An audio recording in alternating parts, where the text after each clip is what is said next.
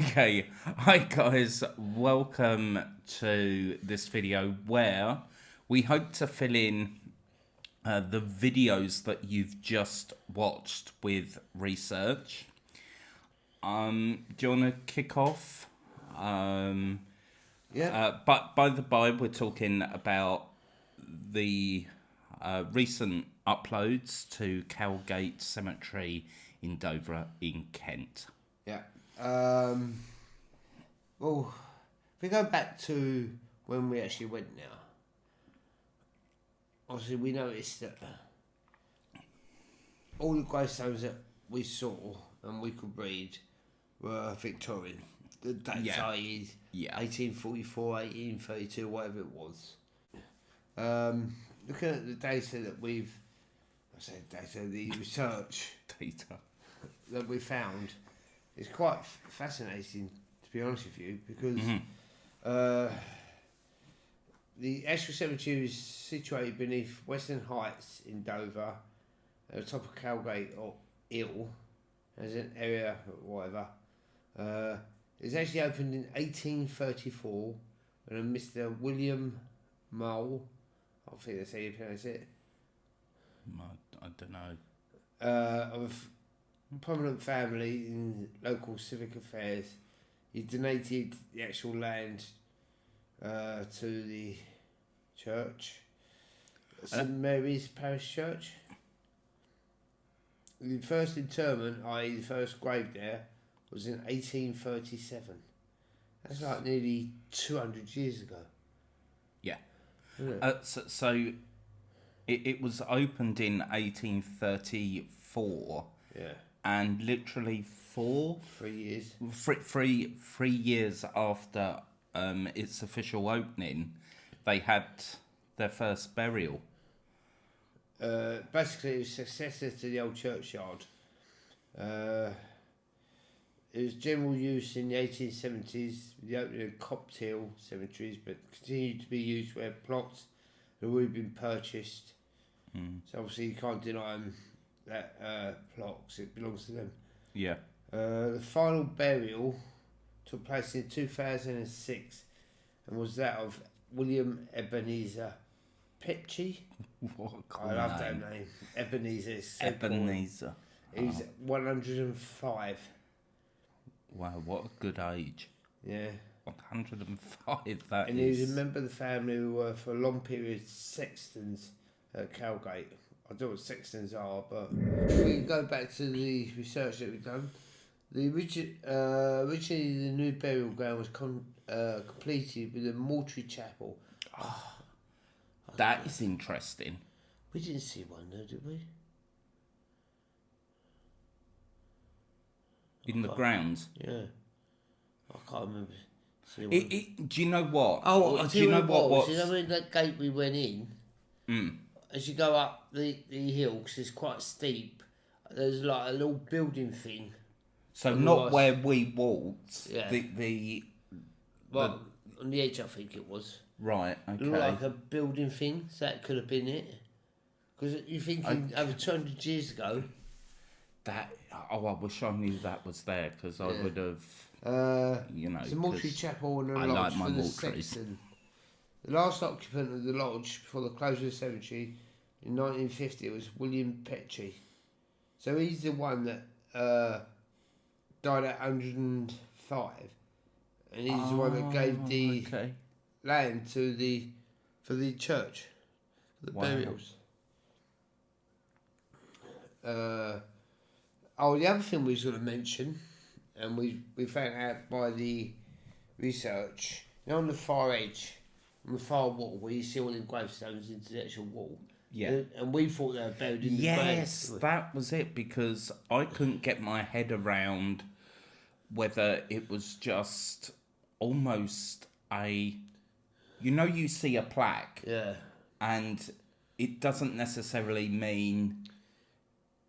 It's almost a tribute. It doesn't necessarily mean that the bodies are there. Yeah. It's just a nice tribute. That's what I thought But especially those slabs that were like on the wall. Yeah.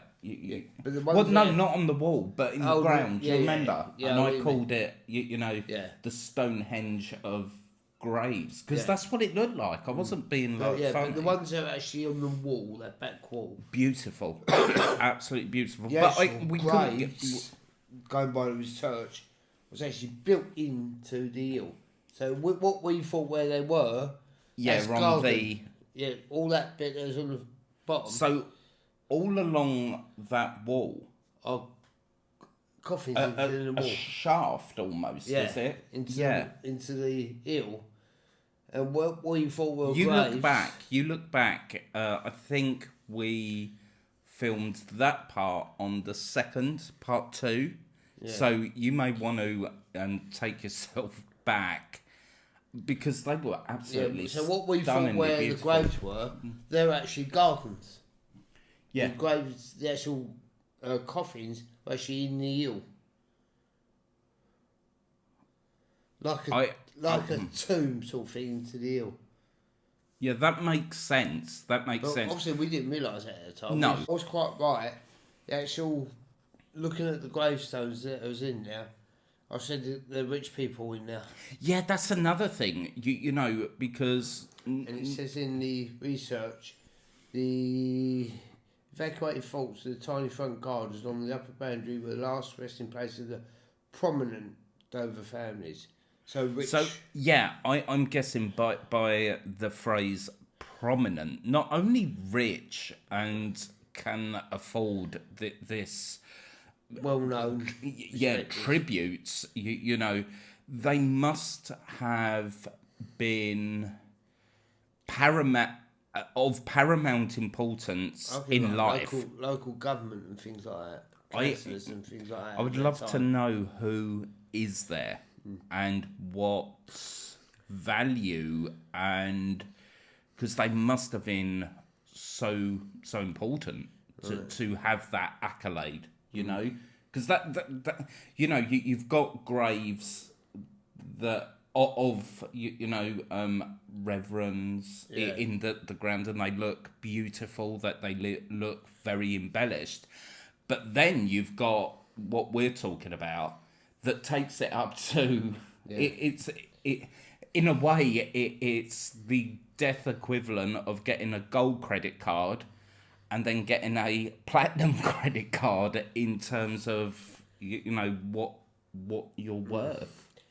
So if you go back to the videos, I'm just watching the time because if you go back to the videos, you notice how steep it was. Oh, yeah. My calves won't argue with you, babe. Well, from the top part down to the bottom part, there's a difference of 6 foot. Is there any other things you want to... To the lane which wrong. The lane that they're referring to is that bottom part, by what's now a car park, basically. Yeah. Runs along the rear of the Sarah. Gawley, Sarah? Yeah. Sarah. Gawley Arms houses. Oh, that's all them stone houses we see. Oh, I bet they're listed. Yeah, probably. Yeah. And they were built in 1877. I was like a couple of centuries out, wasn't I? Because I said, I wonder if they're Tudor. Because they did look really... Tudor. And apparently, at the junction of the lane and Cowgate Hill were a set of tall double gates which adorned the entrance, which is actually where the hearses drove into. Oh, what's that? At the junction of this lane, so where we were... Yeah, and Cowgate Hill, which was that bit that goes down where the houses were built on the side. Yeah. Basically, that gate that we went through, though, at the time, there were double gates, so the hearses could drive in there. And it would have been horse-drawn? Yeah. Oh, my God. Yeah, they didn't have cars, motor vehicles. No, of course not. So... And hand carts. Boundary wall was afforded access for hand carts or beers, what they're called, pushed the path from Snargate Street. some of the graves were damaged during the World War II bombings of the town. Okay, thanks for watching, guys. If you're brand new here, please support our content because we are a small channel. And these... There's only two of us. Oh, he's hilarious today. I don't know. He's as sharp as blue tack, aren't you? Aren't you? We will see you next time. Thanks for watching. Bye bye. Take care.